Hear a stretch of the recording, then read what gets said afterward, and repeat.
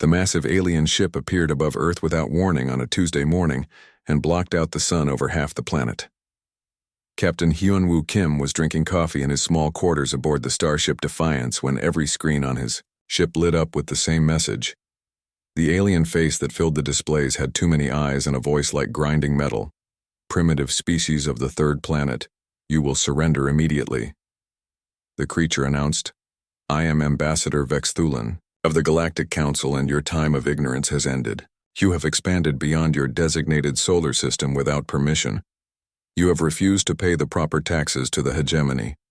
Most serious of all, you have dared to fight against your betters and won battles you should have lost. Hyunwoo nearly choked on his coffee and started laughing so hard he had to put the cup down. Around him, his crew was having the same reaction. Communications officer Tai Min-yoon was actually wiping tears from his eyes.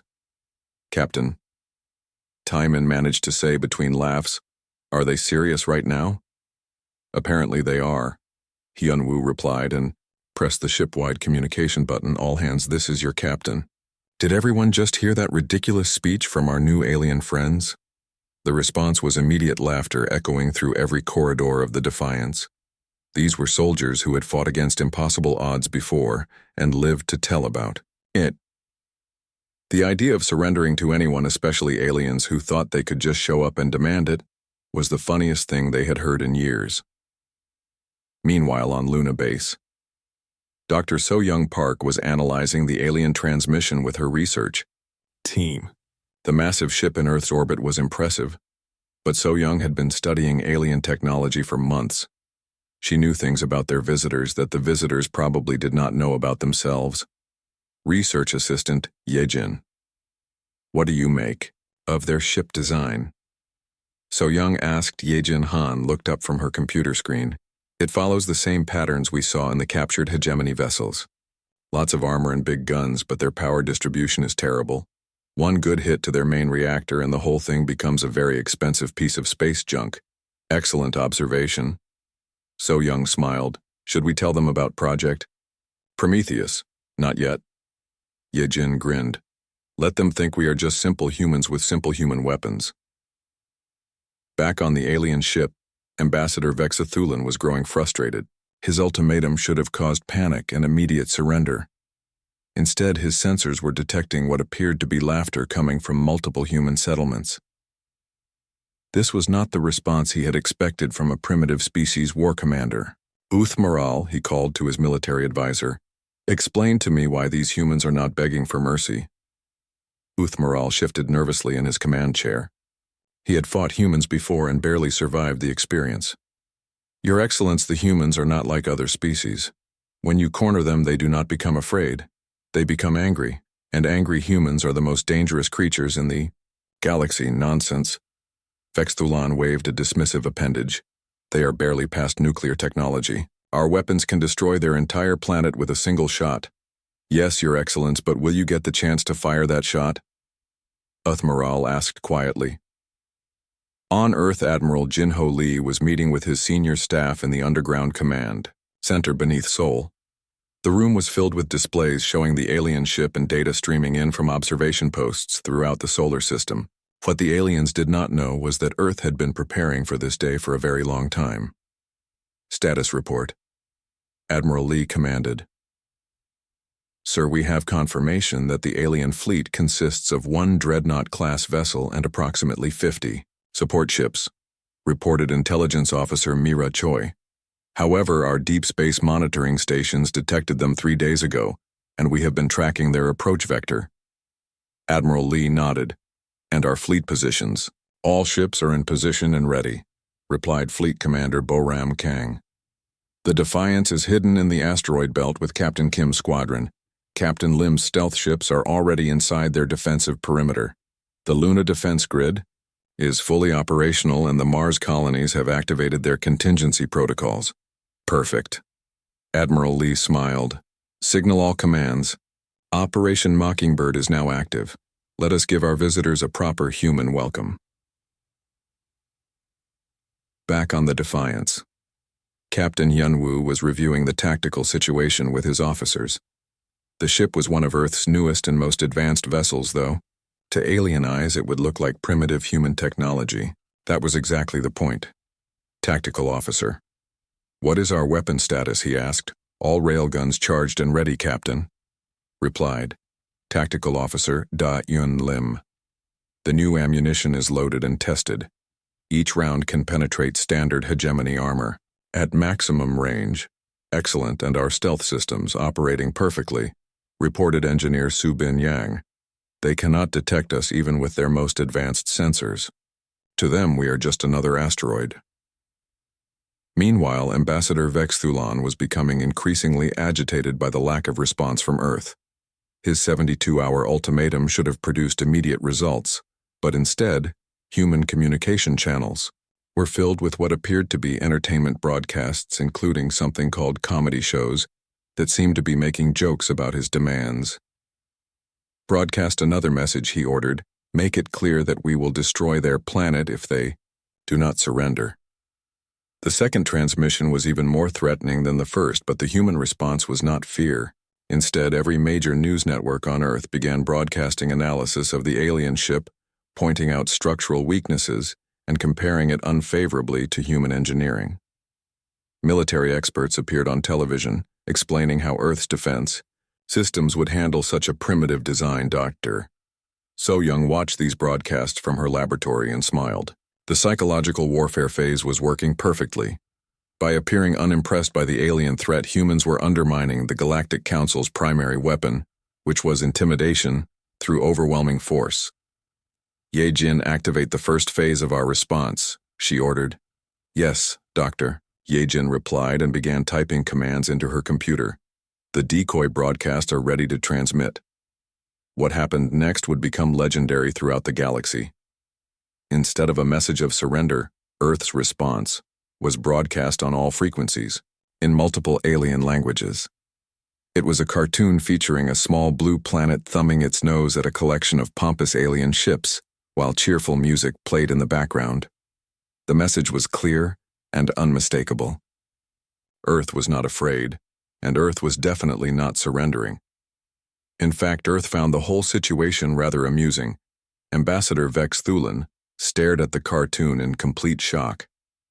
In 3,000 years of Galactic Council expansion, no species had ever responded to an ultimatum with mockery.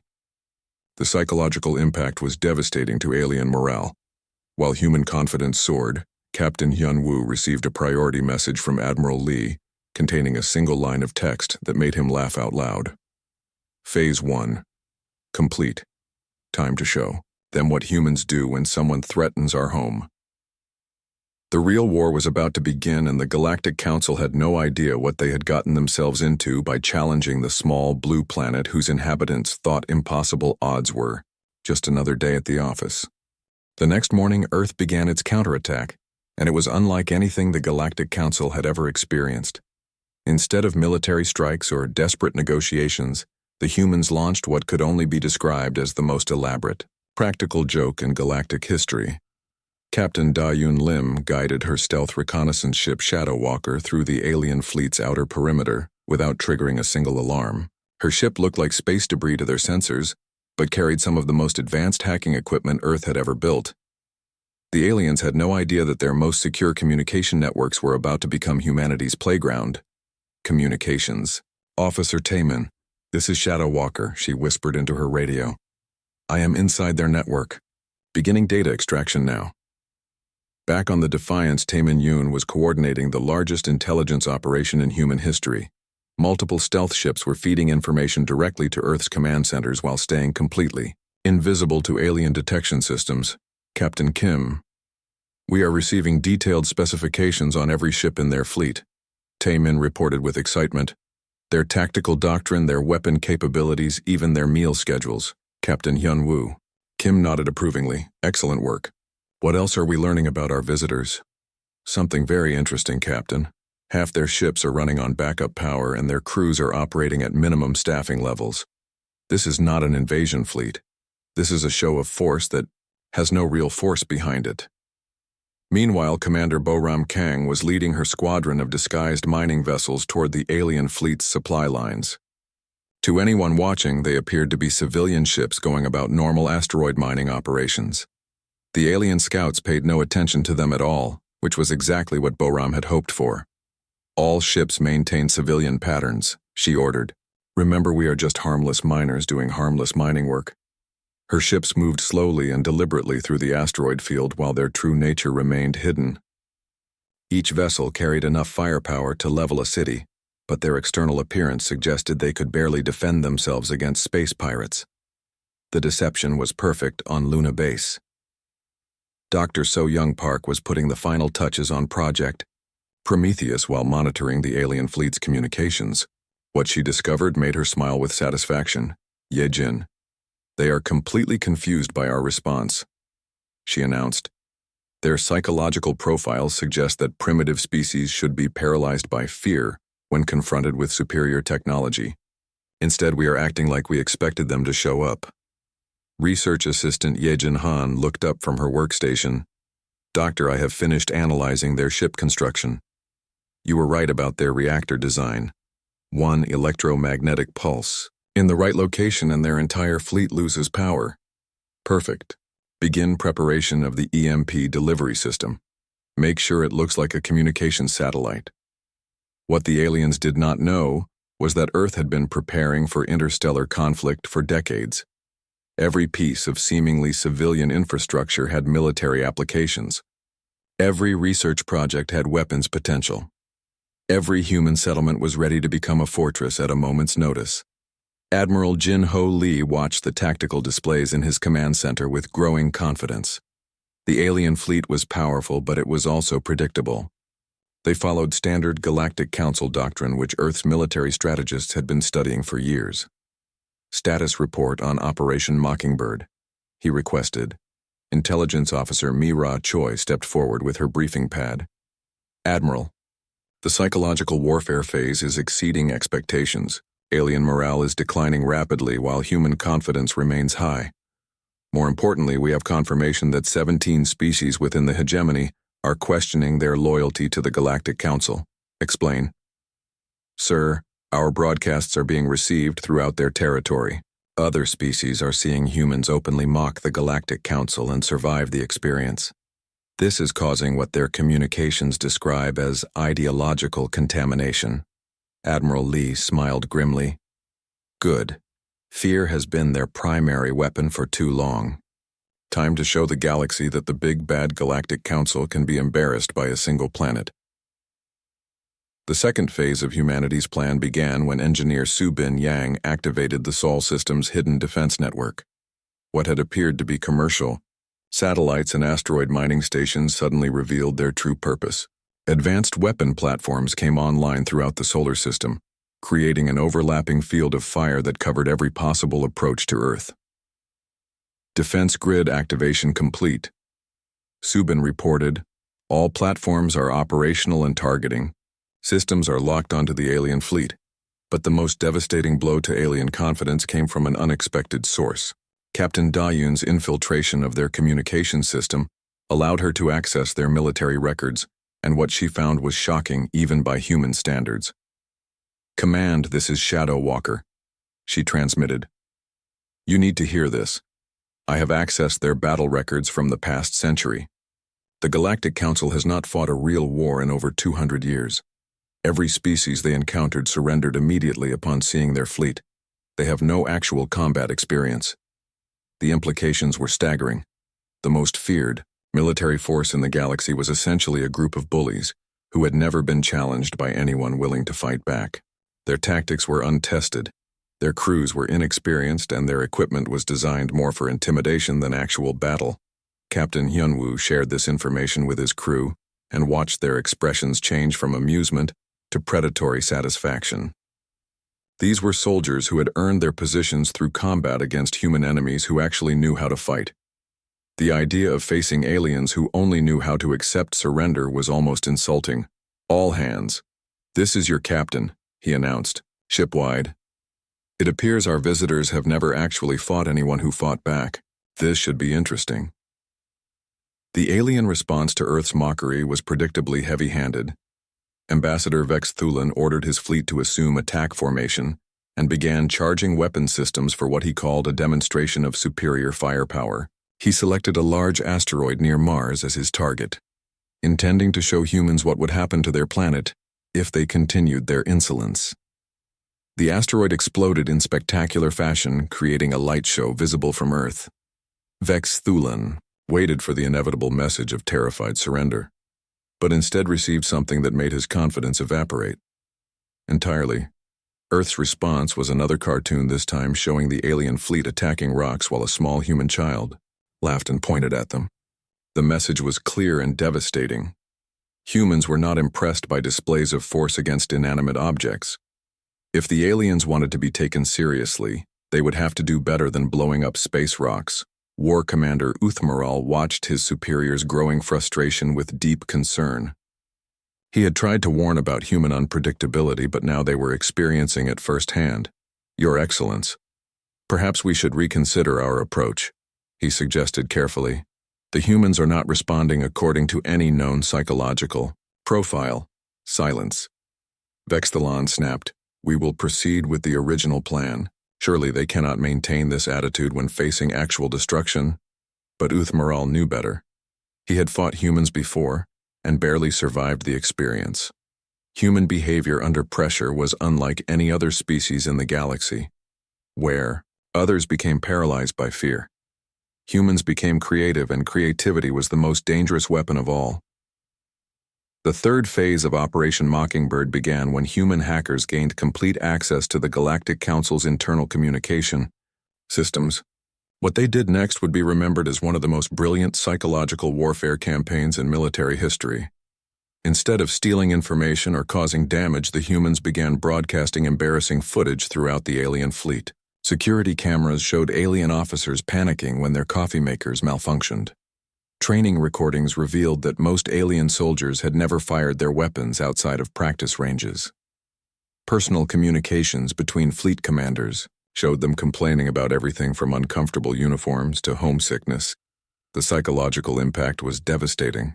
The aliens had built their entire identity around being superior to primitive species, but now those same primitives were showing the galaxy just how ordinary and fallible the Great Galactic Council really was.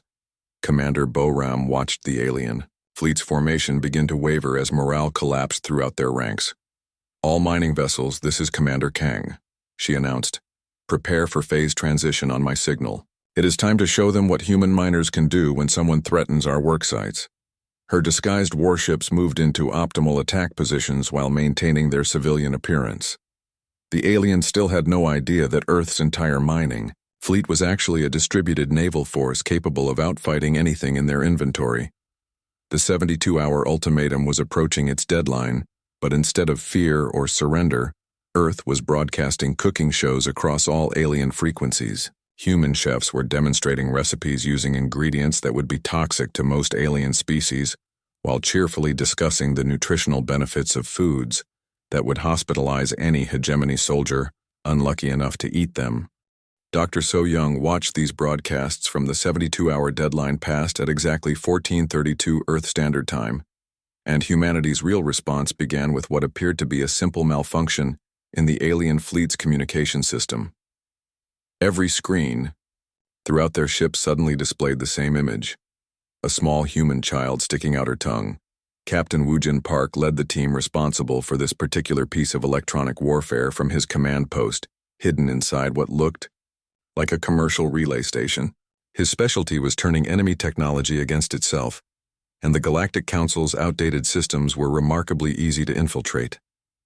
"All stations, this is Park Command," he announced. "Phase 1 of our communication disruption is complete. Beginning Phase 2 now." What happened next would become known as the Great Humiliation throughout alien military academies for centuries to come. Every piece of recorded footage showing Galactic Council forces being defeated by humans over the past decade began broadcasting simultaneously across their internal networks. The aliens watched in horror as their own security cameras showed human soldiers outfighting trained hegemony warriors, using tactics that violated every rule of civilized warfare. Worse still, the humans seemed to be enjoying themselves during these battles, often laughing, while their enemies fled in panic Ambassador Vex Thulin stared at his communication screens in complete shock as footage of his own previous defeats played on repeat. The humans had not only recorded every embarrassing moment but had apparently been saving them for exactly this occasion. How did they obtain these recordings? He demanded. War Commander Uthmaral's response was quiet and filled with dread. Your Excellence, they have been watching us for much longer than we realized. Every encounter, every defeat, every tactical mistake has been documented and analyzed. Meanwhile, Lieutenant Colonel Jae-hoon Shin was executing the most audacious supply line raid in military history. His target was not the alien fleet's weapons or fuel, but something far more psychologically devastating: their food supplies. All teams remember the objective, he broadcast to his strike force. We are not destroying their rations. We are improving them.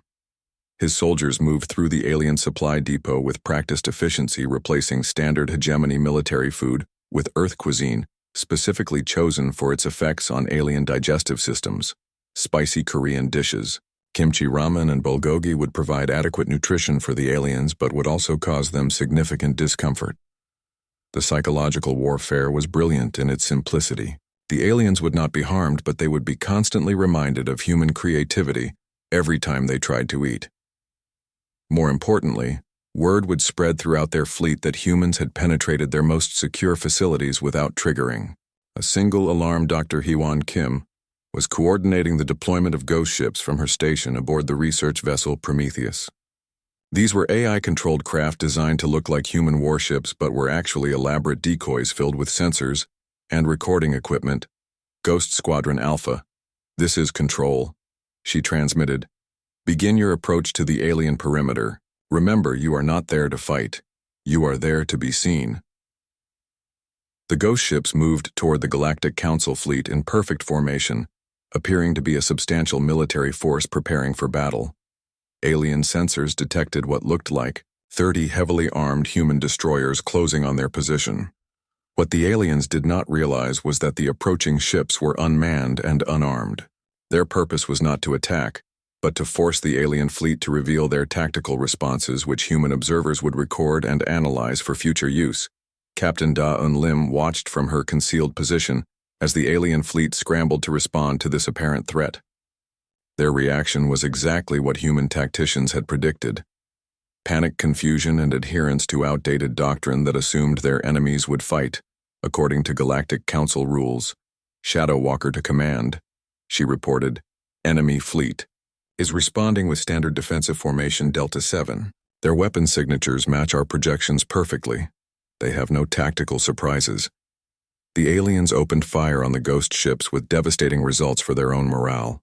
The human decoys absorbed the alien weapons fire and simply kept coming, appearing to shrug off damage that should have destroyed them instantly. In reality, the ships were designed to look damaged while remaining functional. But the aliens had no way of knowing this. War Commander Uthmaral watched his fleet's most powerful weapons fail to stop the approaching human ships, and felt his confidence crumble completely.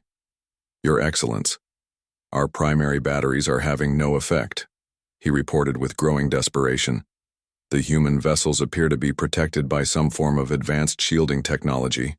Ambassador Vex Thulin was beginning to understand that this encounter was not proceeding according to any scenario his strategists had prepared for. Deploy the reserve squadrons, he ordered. Surely they cannot withstand a full concentrated assault. But the reserve squadrons revealed another humiliating truth about the Galactic Council fleet. Half of their ships were indeed running on reduced power and skeleton crews, just as Captain Da-eun's intelligence gathering had suggested. The reserve forces that emerged were a collection of outdated vessels with undertrained crews who had never seen actual combat. Dr. So-young Park chose this moment to reveal Project Prometheus to the galaxy. Ye-jin, activate the demonstration package, she ordered. Let us show our visitors what human science has accomplished. The demonstration was subtle, but terrifying for anyone who understood advanced technology. A series of small devices appeared throughout the alien fleet's formation, looking like simple communication beacons, but actually representing breakthrough achievements in multiple scientific fields. Each device began broadcasting on frequencies that should have been impossible to achieve with human technology, while simultaneously generating electromagnetic fields that interfered with alien computer systems in precisely targeted ways. Command. "This is Dr. Park," she announced. "Project Prometheus is operational. We now have the ability to selectively disable any Galactic Council technology without affecting our own systems." The implications were staggering. Humanity had not only reverse-engineered alien technology, but had improved upon it to the point where they could turn it off at will. The psychological impact on alien morale was immediate and catastrophic. Admiral Jin Ho Lee watched the tactical displays as the alien fleet's cohesion began to collapse. "Status report on enemy morale," he requested. Intelligence Officer Mira Choi consulted her monitoring equipment with satisfaction. Admiral, alien communications are showing signs of panic throughout their command structure. Multiple ships are requesting permission to withdraw, and 17 species within their territory are now openly questioning Galactic Council authority. Excellent. Signal all commands to begin Phase 3. Phase 3 was humanity's masterstroke, and it began with Commander Boram Kang's mining fleet revealing their true nature. "All vessels, this is Commander Kang," she announced. "Drop the civilian disguises.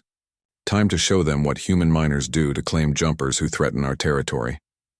The transformation was spectacular and terrifying. What had appeared to be harmless mining ships suddenly bristled with weapon systems that defied every assumption about human technological capability. Railguns that could accelerate projectiles to significant fractions of light-speed missile systems, with impossible accuracy and armor that seemed to absorb energy weapons without damage. The first alien ship to fall victim to this revelation was a hegemony cruiser that had been casually monitoring what it assumed were civilian vessels. Commander Boram's flagship emerged from the asteroid field like a predator revealing itself to prey. "Target acquired," her weapons officer reported. "Alien cruiser bearing 27 Mark IV. They still think we are harmless miners." "Fire," Boram ordered. The railgun strike hit the alien cruiser with kinetic energy equivalent to a small nuclear weapon. The ship's shields, which were designed to stop energy weapons, proved useless against simple mass traveling at extreme velocity. The cruiser's hull cracked like an eggshell, and atmosphere began venting into space. The alien crew survived, but their ship was completely disabled. More importantly, their desperate distress calls were broadcast throughout the Galactic Council fleet, providing detailed descriptions of human weapons that should not have existed. War Commander Uthmaral listened to these reports with growing horror. "Your Excellence, the humans are not using standard weapon technology," he reported. "Their projectile weapons achieve velocities that our shields cannot stop, and their ships appear to be constructed using materials we do not recognize." Ambassador Vexathulan was beginning to understand that his species had made a fundamental error in their assessment of human capability. "How is this possible?" he demanded. "Our intelligence reports indicated they were barely past nuclear technology. Sir, I believe our intelligence was deliberately provided by the humans themselves." Uthmaral replied quietly.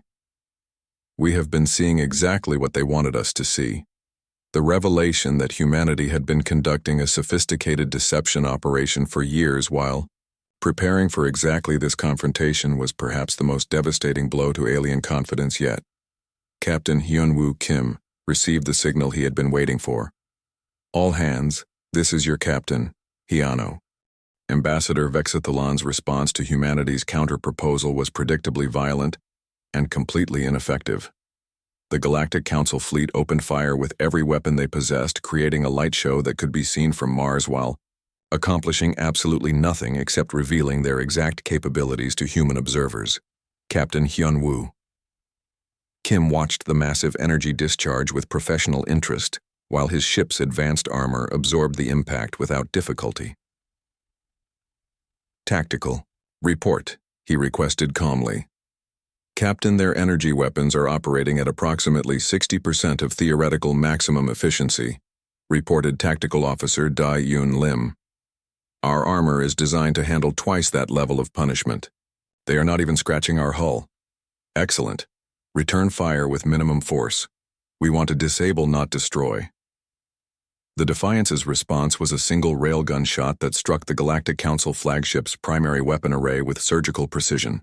The alien dreadnought suddenly found itself defenseless while remaining otherwise undamaged, a humiliation that was broadcast live throughout their fleet. Meanwhile, Major Shung Ho Choi was defending Luna Base against what appeared to be the alien fleet's most serious attack.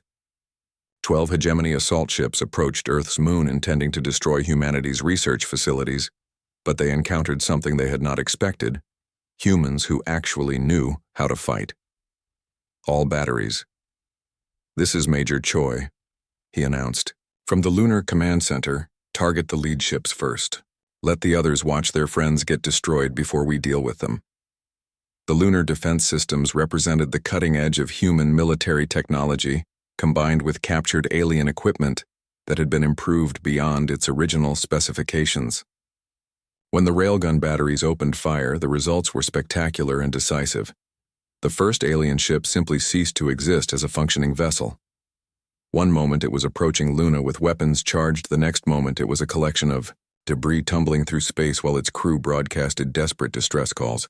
The second ship lasted slightly longer, but its fate was identical. Human targeting systems guided projectiles with impossible accuracy, while alien defensive measures proved completely inadequate against kinetic weapons traveling at significant fractions of light speed.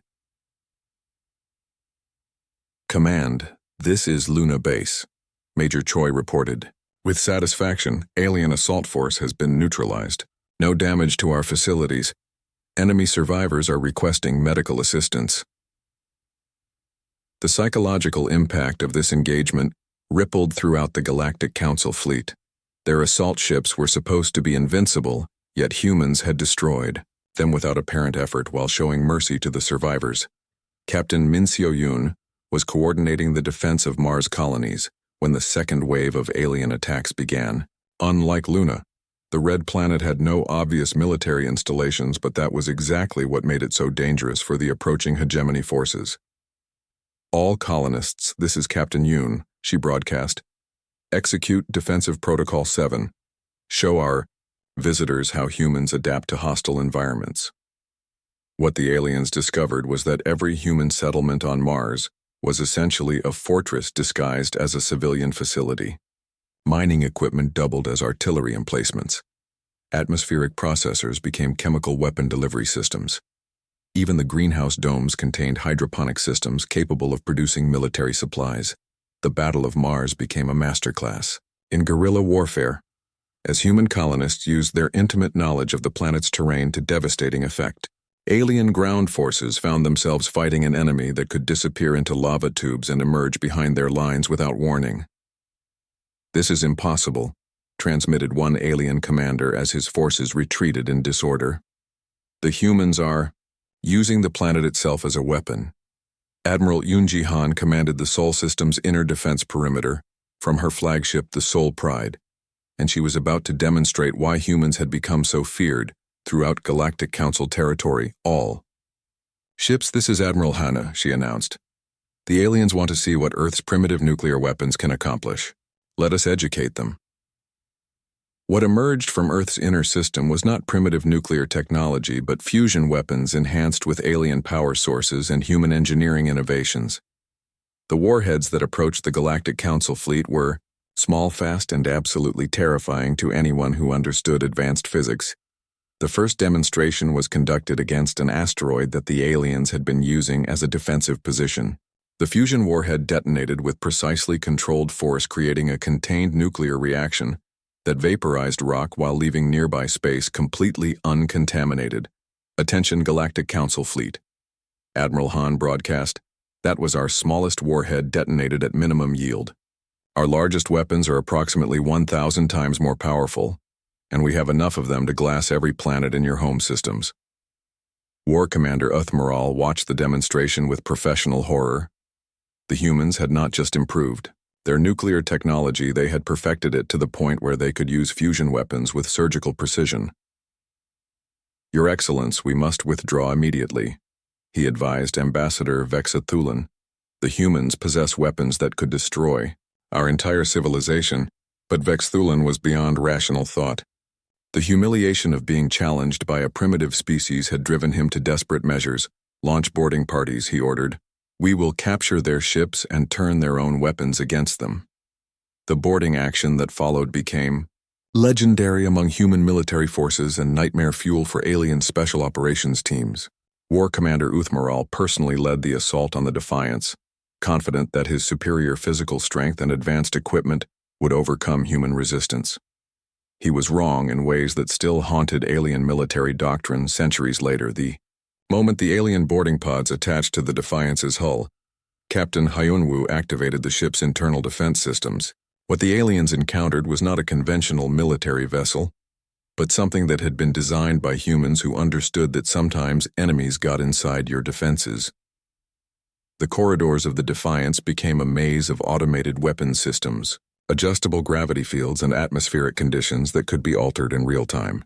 The alien boarders found themselves fighting in an environment that changed constantly, while human defenders used their intimate knowledge of the ship's layout to devastating advantage.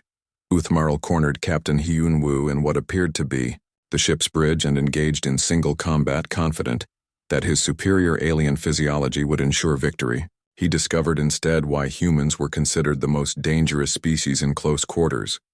Combat human bones were denser than alien skeletal structures. Human muscles contained more fast-twitch fibers. Human reflexes had been honed by millions of years of evolutionary pressure that alien species had never experienced.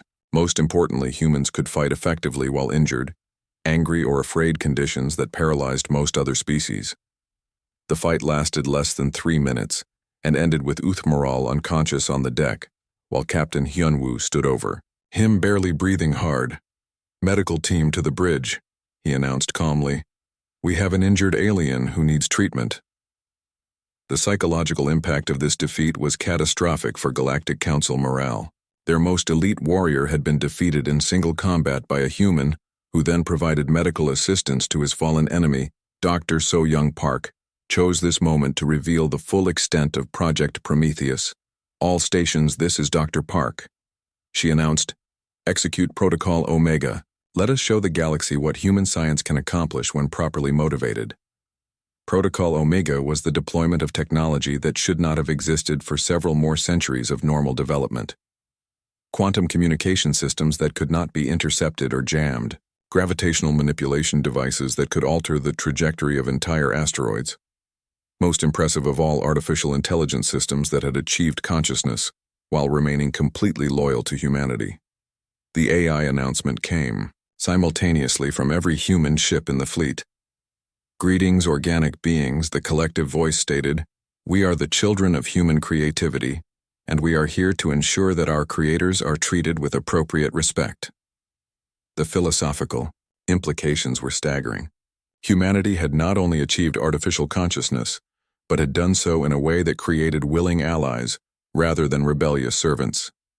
The AI entities were clearly more advanced than anything the Galactic Council possessed, yet they chose to serve alongside humans as equals. Ambassador Vexthulan stared at his tactical displays as the true scope of human capability became apparent. This was not a primitive species that had gotten lucky. This was an advanced civilization that had been pretending to be primitive while preparing for exactly this confrontation. "Signal the fleet," he ordered quietly. "We are withdrawing from this system." "Your Excellence, what about the ultimatum?" "The ultimatum was based on false assumptions," Vexthulan replied. "We have learned today that humans are not our inferiors. They may in fact be our superiors in ways we do not yet understand." The Great Withdrawal began as the Galactic Council fleet turned away from Earth in defeat, but the damage to their reputation was already spreading throughout the galaxy. 17 species had witnessed primitive humans defeat the most feared military force in known space, and the 6 months after the failed invasion, Earth had become the most talked-about planet in the galaxy, and Captain Hyunwoo Kim was having the strangest conversation of his military career with a former enemy who was asking for help. "Captain, please understand our position," War Commander Uthmaral said carefully. "My species has been enslaved by the Galactic Council for 3 centuries. We fought you because we had no choice, but now we have seen what freedom looks like." The meeting was taking place aboard the Defiance, which had become an unofficial embassy for species seeking to escape hegemony control. Captain Hun Wu found himself dealing with diplomatic situations he had never been trained for. "War Commander, I appreciate your situation, but humans are not conquerors," he replied. "We do not build empires or collect subject species. We prefer that everyone govern themselves. But how can we learn to be free if no one teaches us?" It was a question that Admiral Jin Ho Lee had been wrestling with for months, as more and more alien species requested human protection from their former masters. The Galactic Council's authority had collapsed, but the power vacuum was creating chaos throughout their former territory. "Admiral, we need to make a decision," Intelligence Officer Mira Choi reported during the daily briefing. 47 species have formally requested human intervention in their civil wars. The situation is becoming unstable. Admiral Lee studied the tactical displays showing conflict zones throughout what had been Galactic Council space. "What is our assessment of the situation?" "Sir, the species that are fighting for independence lack military experience and organizational skills. The loyalist forces are better equipped but have poor morale. Without intervention, the conflicts could continue for decades. And if we do intervene, we could end the fighting quickly, but we would essentially become the new galactic authority." Mira replied, "The very thing we fought to prevent." The solution came from an unexpected source when Dr. So-Young Park proposed the Terran Galactic Institute. "We do not need to govern these species," she explained to the Emergency Council meeting. "We need to teach them to govern themselves. Create a school where young beings from multiple species can learn about democracy, cooperation, and individual rights." The proposal was brilliant in its simplicity. Instead of imposing human authority, Earth would share human knowledge, allowing other species to adapt democratic principles to their own cultures and needs. "Who would run this institute?" asked Admiral Lee. "We all would." Dr. So-Young replied, "Every human who has learned something about freedom would teach it to others. Every alien species would contribute their own knowledge and perspective. It would be a true partnership." The first students arrived 3 months later, and they came from species across the galaxy. Young beings who had never known anything except authoritarian rule suddenly found themselves in an environment where questions were encouraged and individual opinions mattered. Captain Da-Un Lim had volunteered to teach tactical thinking and found herself explaining human military philosophy to a class that included former enemies. "The most important lesson about combat is that you fight to protect something, not to destroy something," she told her students. "Humans fight so well because we know exactly what we are defending." One of her students, a young being from the hegemony's former warrior caste, raised a tentacle to ask a question. Instructor Lim, "Why do humans show mercy to defeated enemies?" "Because today's enemy might become tomorrow's ally," Da-Un replied. "War Commander, Uthmaral tried to kill me 6 months ago. Yesterday he helped me design new defensive systems for his homeworld. Which version of him is more valuable?" Meanwhile, engineer Subin Yang was establishing communication and trade networks that did not rely on former Galactic Council infrastructure. The new systems were based on human principles of open access and mutual benefit, rather than the centralized control that had characterized the old regime. "All stations, this is network control," she announced during the daily operations briefing. "We have established direct communication links between 43 formerly isolated species. Trade volume has increased by 600% in the past month. The economic transformation was as dramatic as the political one. Species that had been forced to trade only through Galactic Council intermediaries suddenly had direct access to galactic markets. Innovation flourished as different cultures shared knowledge and technology without bureaucratic interference. Dr. Hye-Won Kim was coordinating scientific cooperation between human and alien researchers, and the results exceeded everyone's expectations.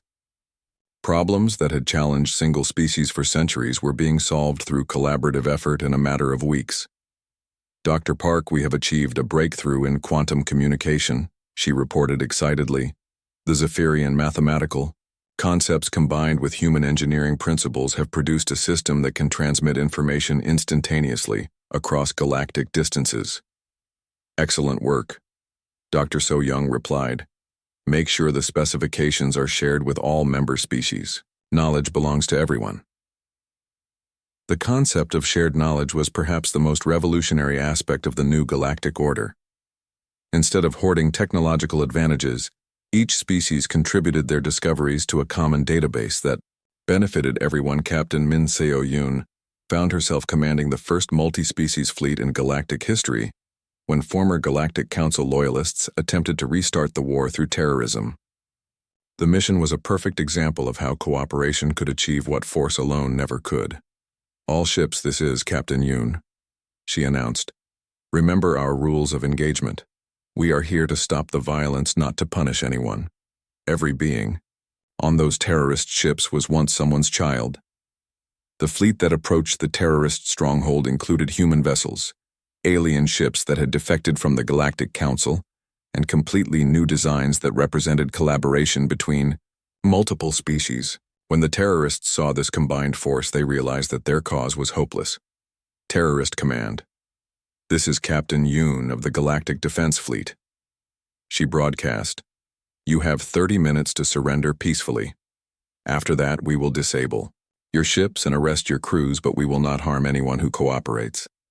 The terrorists chose surrender and were processed through a justice system that emphasized rehabilitation rather than punishment. Many of them later became productive citizens of the new galactic order. Admiral Jin-Ho Lee was elected as the first human representative to the new Galactic Council, a democratic body that replaced the authoritarian hegemony. His acceptance speech became one of the most quoted documents in galactic history. "Citizens of the galaxy," he began, "we gather here not as rulers and subjects, but as equals seeking common solutions to shared problems. The human species claims no special authority, except the authority that comes from our willingness to serve others rather than ourselves." The new Galactic Council operated on principles that would have been impossible under the old regime. Every species had equal representation regardless of military power or economic influence. Decisions were made through consensus rather than force. Most importantly, individual rights were protected even when they conflicted with majority opinion. Captain Hyun-woo had retired from active military service to become an explorer leading joint expeditions to uncharted regions of the galaxy. His ship now carried scientists and diplomats from dozens of species working together to expand the boundaries of known space. "Captain, we are detecting artificial structures in the next system," reported Navigation Officer Tae Min-yoon. "They appear to be ancient and abandoned. Set course for investigation," Hyun-woo ordered, "and send word to the Institute. If we have found evidence of another civilization, they should know about it immediately." The exploration missions were discovering wonders that had been hidden throughout the galaxy, while the Galactic Council focused on control rather than discovery. Ancient civilizations, forgotten technologies, and completely new forms of life were being documented and shared with all species. Dr. So-young Park received regular reports from these expeditions in her office at the Terran Galactic Institute, where she continued to serve as both teacher and student. "The universe is so much larger and stranger than we ever imagined," she told her advanced physics class. "Every discovery raises new questions, and every question leads to new possibilities." One of her students asked the question that had been on everyone's mind. "Dr. Park, do you think we will ever encounter another species as aggressive as the old Galactic Council?" "Probably," So-young replied honestly. "But if we do, we will be ready. Not because we have better weapons, but because we have better friends." The transformation was complete 1 year later, when Ambassador Vex Thulan formally requested asylum on Earth. "I do not expect forgiveness for my actions," he told the immigration officer, "but I hope to learn from my mistakes." Captain Hyun-woo was present at the asylum hearing, and his testimony was decisive. "This being tried to destroy my planet and enslave my species," he said. He also showed mercy to captured humans and honored the rules of war even when his superiors did not. "The galaxy needs beings who can learn from their errors." Vex Thulan's asylum was approved, and he eventually became one of the Institute's most effective teachers, using his experience with authoritarianism to help.